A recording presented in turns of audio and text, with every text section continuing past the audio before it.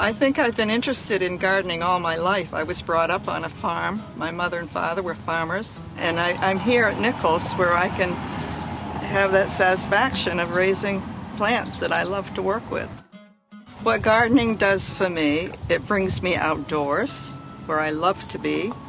It brings me with my passion for raising herbs, which I have had since the early 60s. I use the purple basil.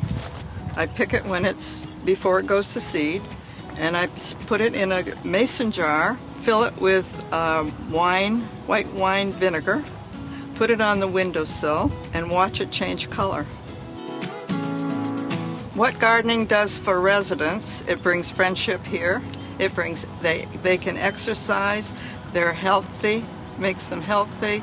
I've met all kinds of fabulous, fabulous people here at Nichols, and I think that's the best part of it. One of our residents recently has been growing cucumbers for the first time, and I asked him if he used it to make cucumber soup, and he said, "No, I don't eat cucumber soup." And so she took some of my cucumbers, made the most delicious. I had never had cucumber soup. So I'm sharing my cucumbers with Brenda Ball in cucumber soup. The name of the garden is Candy and Jim. Candy wanted a garden right away. We didn't have a garden that was empty, but I had a garden that was all planted and asked her if she'd like to have that garden and she could do what she wanted with it. The funny thing is the wall between the two of them. He's doing the vegetables, she's doing the flowers. It's bigger than a regular plot, so we decided that Jim could have his half for vegetables and I could have my half for flowers, and we have a little path down the middle so we can each, well, he can stay out of my flowers and I'll stay out of his vegetables, but we can each get to our own plants. I am a city boy. I've never had the opportunity to do this, and so I Googled, how do you grow cucumbers? And they showed me how to do this whole thing. But what they didn't tell me was how big these things are going to get. It's so delightful to garden in here because you dig down and it's nice. No rocks, no boulders, and no poison ivy. So that works for me.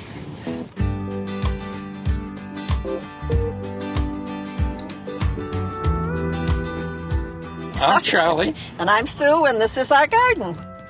The garden you're about to see is Charlie and Sue's garden, and they are very, very excellent gardeners. They also have another garden here that they're raising corn in. It's a big garden to take care of, but they're doing a beautiful job. I have knee problems, and we had 5 different levels in our house, and I no longer have to contend with anything but one step to get in from our patio. That's it. And for me, it's been a life changer. It's nice to get outside. Here it's beautiful because you've got a lot of other people with the same interest, so you can compare notes and see what works.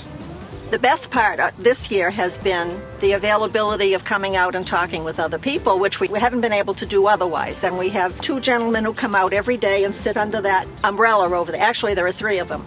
They're pretty entertaining. So it's nice.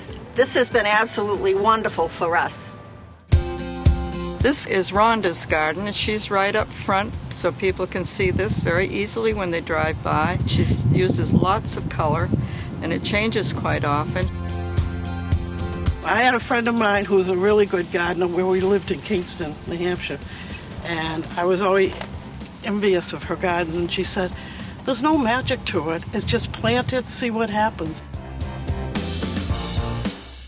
What's nice about it, the villages, they're all raised beds, and it makes life a lot easier that way, and you get less bugs, too, than if you're right from the ground. So this has just been an enjoyment for me. Every year I do something different.